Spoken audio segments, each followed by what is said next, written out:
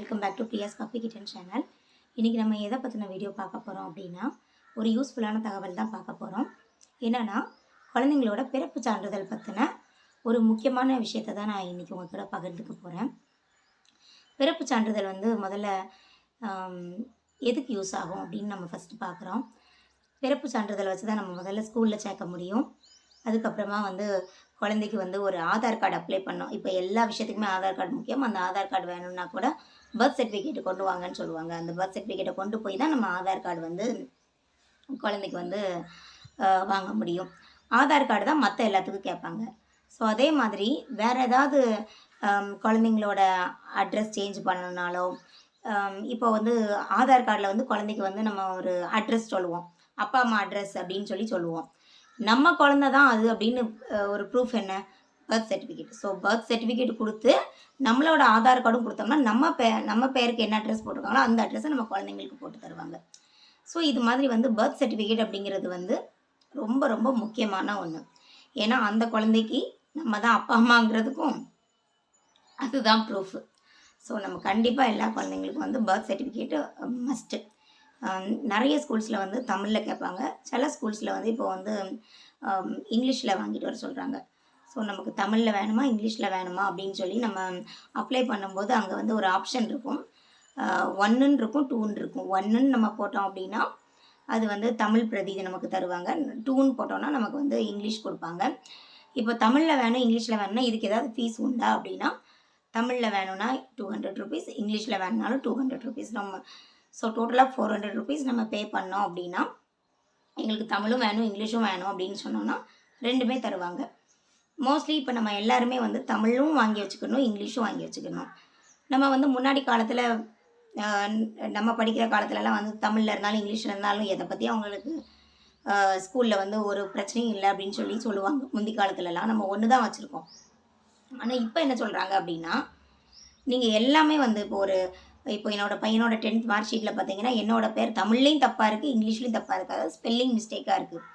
அப்போ அதில் நான் சொன்னேன், என்னோடய 10th மார்க் ஷீட்லலாம் என்னோடய ஃபோட்டோ கிடையாது, என் அப்பா அம்மா பேர்லாம் இல்லை. இப்போ உள்ள சர்டிஃபிகேட்டில் இப்படி இருக்கிறது தெரியல, அதனால தான் நான் இதுக்கான பர்த் சர்டிஃபிகேட் நான் வைக்காமல் விட்டுட்டேன்.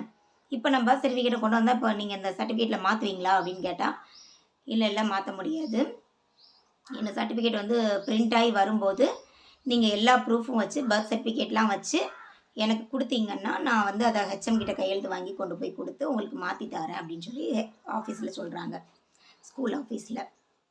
இப்போ இதில் என்ன பிரச்சனை அப்படின்னா, பையனுக்கு இங்கிலீஷில் தான் நாங்கள் வாங்கியிருக்கோம், தமிழில் வாங்கலை.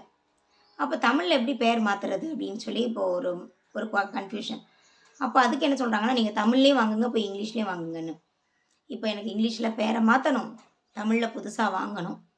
அது பார்த்திங்கன்னா 1 வாரம் டைம் தராங்க. அந்த 1 வாரத்துக்குள்ளே நான் போய் அலைஞ்சு தெரிஞ்சு வாங்கிட்டு வந்தேன்னா சர்டிஃபிகேட்டு இனிமேல் தான் பிரிண்ட் ஆகுமா, அதில் எல்லா பேரும் மாறிடும் அப்படின்னு சொல்கிறாங்க. நானும் பிள்ளை பிறந்த நகராட்சியில் போய் எழுதி கொடுத்தேன்.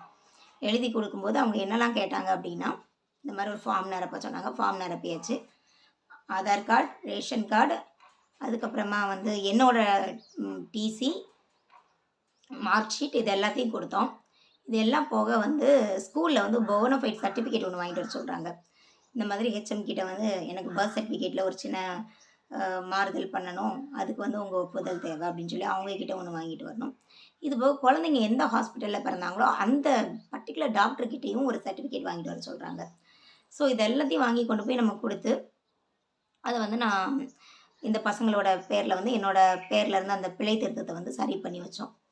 இப்போ இன்னும் சர்டிஃபிகேட் எனக்கு கையில் கிடைக்கல. ஆனால் நான் எல்லாம் எழுதி எல்லாம் ப்ரூஃப் எல்லாம் கொடுத்து ஸ்கூலில் கொடுத்துட்டு வந்திருக்கேன். அது வந்த உடனே நான் உங்களுக்கு அப்டேட் பண்ணுறேன். இது சர்டிஃபிகேட்டில் என்னோடய பேர் மாறி இருக்கா இல்லையா அப்படின்னு சொல்லி நான் உங்களுக்கு தகவல் சொல்கிறேன். இப்போது 10th படிக்கும்போது இவனுக்கு இந்த பிரச்சனை வந்ததுனால தான் நான் 9th தான் சேர்ந்துருக்கான், அவனுக்கும் இப்போவே வாங்கி வச்சிடணும்னு சொல்லி சின்ன பையனுக்கும் போய் பர்த் சர்டிஃபிகேட் அப்ளை பண்ண போயிட்டேன். என்ன விஷயம் அப்படின்னா, அவனுக்கு நம்ம இங்கிலீஷில் மட்டும்தான் வாங்கி வச்சுருக்கோம், தமிழில் வாங்கலை. ஸோ தமிழில் வாங்கலை அப்படின்னா இதே மாதிரி அவன் பேரே கூட தமிழில் அவங்க தவறுதலாக எழுதி கொடுக்கலாம், சர்டிஃபிகேட்டில் தப்பாக வரலாம். அப்போ வந்ததுக்கப்புறமா போய் எங்களுக்கு தமிழ் பிரதி வேணும் அப்படின்னு சொல்லி வாங்கிட்டு போய் யூஸ்லெஸ்ஸாக போயிடும். ஏன் அப்படின்னா சர்டிஃபிகேட் மட்டும் பிரிண்ட் ஆகி வந்துட்டு அப்படின்னா அப்புறம் கெசட்டில் மாற்றி அது வந்து ஒரு பெரிய ப்ரொசீஜர். நம்ம நிறைய லெட்ரு கொடுத்து நம்ம அதை மாற்றுறதுக்குள்ளே, ஏன்னா அந்த கொடுத்த சர்டிஃபிகேட்டை மாற்றி வேறு சர்டிஃபிகேட் அவங்க அடிக்கணும். ஸோ அது பெரிய பிரச்சனையாயிரும். அதனால் வந்து எல்லாமே வந்து நம்ம ஸ்கூலை வச்சு நம்ம மாற்றிக்கிறது நமக்கு வந்து ரொம்ப பெட்டராக இருக்கும். நம்ம தனிப்பட்ட முறையில் போய் நம்ம அலைஞ்சு திரிஞ்சு மாற்றுறது வைக்கிறது அதெல்லாம் நமக்கு ரொம்ப கஷ்டம். அதனால் வந்து எப்போவுமே நம்ம ஸ்கூலோட ஹெல்ப்போடு நம்ம மாற்றுறது தான் ரொம்ப நல்லது. ஸோ இந்த வீடியோ எதுக்காக அப்படின்னா, இப்போ நான் பண்ண தப்பு மாதிரி நீங்களும் வந்து உங்களோட குழந்தையோட பர்த் சர்டிஃபிகேட்டை வந்து தமிழ்லேயோ இங்கிலீஷ்லேயோ மட்டும் ஏதாவது ஒரு இது வாங்கி வச்சுருந்தீங்கன்னா உடனடியாக போய் குழந்தைங்க 10th போகிறதுக்கு முன்னாடி தமிழில் வச்சுருந்தா இங்கிலீஷ்லேயும் ஒன்று வாங்கிக்கோங்க, இங்கிலீஷில் வச்சுருந்தா தமிழ்லேயும் ஒன்று வாங்கிக்கோங்க. அதில் இன்னொரு விஷயம் என்ன கவனிக்கணும் அப்படின்னா, குழந்தை பேரை மட்டும் ஃபோக்கஸ் பண்ணி பார்க்காம உங்களுடைய பேரும் அதில் கரெக்டாக இருக்கா, உங்களுடைய வீட்டு முகவரி கரெக்டாக இருக்கா, உங்களோட ஸ்பெல்லிங் எல்லாம் கரெக்டாக இருக்கா, உங்களோட ஆதார் கார்டு நம்பர் அதில் கரெக்டாக இருக்கா, இது எல்லாத்தையும் ரொம்ப கிளியராக பார்த்துக்கோங்க. இது எல்லாத்தையும் நீங்கள் கவனிக்க விட்டுட்டீங்க அப்படின்னா நாளைக்கு வந்து நம்ம வந்து நகராட்சியில் போயோ இல்லை மாநகராட்சியிலையோ போய் இதை மாற்றுறதுக்கு போனோம் அப்படின்னா அதுக்கு நிறைய ப்ரொசீஜர்ஸ் இருக்குது. நான் சொன்ன மாதிரி போனஃபைட் சர்டிஃபிகேட் வாங்கணும், குழந்தை பிறந்த ஆஸ்பத்திரியில் போய் இப்போ வந்து என் பையன் 2008 பிறந்தான். இப்போ 2024 போய் அந்த டாக்டர்கிட்ட போய் நம்ம இங்கே தான் எனக்கு குழந்தை பிறந்தது அப்படின்னு சொல்லி அந்த சர்டிஃபிகேட்லாம் கொண்டு போய் அவங்கள நம்ம திரும்ப தொந்தரவு பண்ணி அதுக்கப்புறமா அவங்கக்கிட்ட இருந்து அதை வாங்கிட்டு போய் அப்போ நகராட்சியில் கொண்டு போய் கொடுத்து இவ்வளோ வருஷம் என்னம்மா பண்ணீங்க, பிள்ளைக்கு 15 வயசு ஆகிற வரைக்கும் இதை கவனிக்காமல் என்ன பண்ணீங்க அப்படின்னு சொல்லி அங்கே போய் கொஞ்சம் திட்டு வாங்கி இதெல்லாம் பண்ணி வர்றதுக்குள்ளே நமக்கு போதும்னு ஆயிரும். அதுக்காக தான் நான் சொல்கிறேன், எல்லாரும் இன்றைக்கே வந்து இந்த வீடியோ பார்த்து முடித்த உடனே பர்த் சர்டிஃபிகேட்டை எடுத்து பாருங்கள்.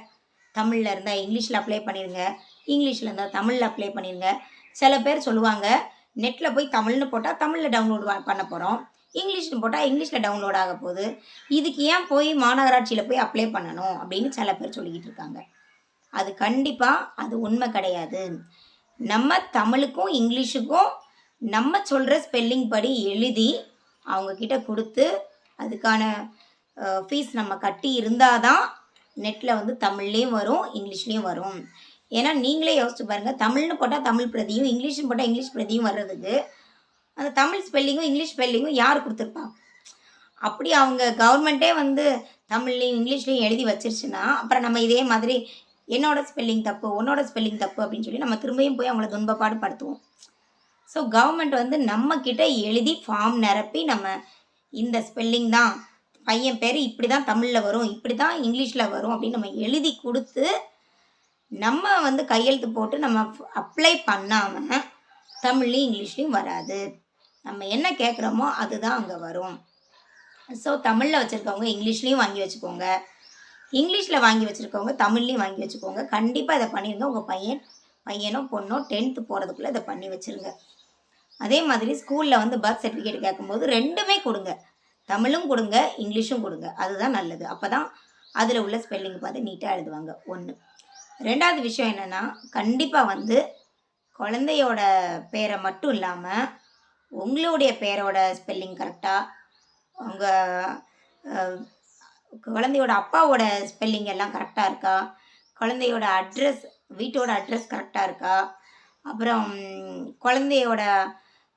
குழந்தைக்கு ஆதார் நம்பர் கிடையாது, அப்போது நம்மளோட ஆதார் நம்பர் அப்பா அம்மாவோட ஆதார் நம்பர் அதில் கரெக்டாக இருக்கா, இது எல்லாத்தையும் நீங்கள் கரெக்டாக செக் பண்ணி வச்சுருந்தா தான் நாளைக்கு அந்த பர்த் சர்டிஃபிகேட்டை வச்சு நம்ம வந்து குழந்தைக்கு ஆதார் கார்டு வாங்கும்போது எல்லாத்துக்குமே வந்து பர்த் சர்டிஃபிகேட் ரொம்ப முக்கியங்கிறதுனால அதை நம்ம வந்து கவனக்குறைவாக விடக்கூடாது.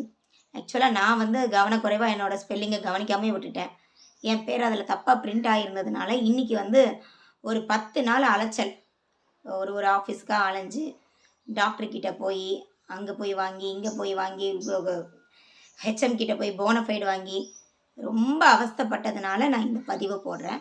ஸோ பர்த் சர்டிஃபிகேட் எல்லாருமே வந்து கரெக்டாக வச்சுக்கோங்க. உங்கள் பேர்கள் டீட்டெயில்ஸ் எல்லாம் கரெக்டாக இருக்கான்னு இன்னொரு தடவை செக் பண்ணிக்கோங்க. அதே மாதிரி வந்து தமிழ்லேயும் இங்கிலீஷ்லேயும் ரெண்டுலேயுமே வாங்கி வச்சுக்கோங்க. ஏன்னா சில ஸ்கூல்ஸில் தமிழில் கேட்குறாங்க, சில ஸ்கூல்ஸில் இங்கிலீஷில் கேட்குறாங்க.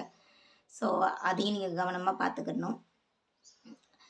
இது இந்த இந்த இந்த வீடியோ உங்கள் எல்லாருக்குமே யூஸ்ஃபுல்லாக இருந்திருக்கும்னு நினைக்கிறேன். இதே தகவல் வந்து நிறைய பேருக்கு போய் ரீச் ஆகணும்.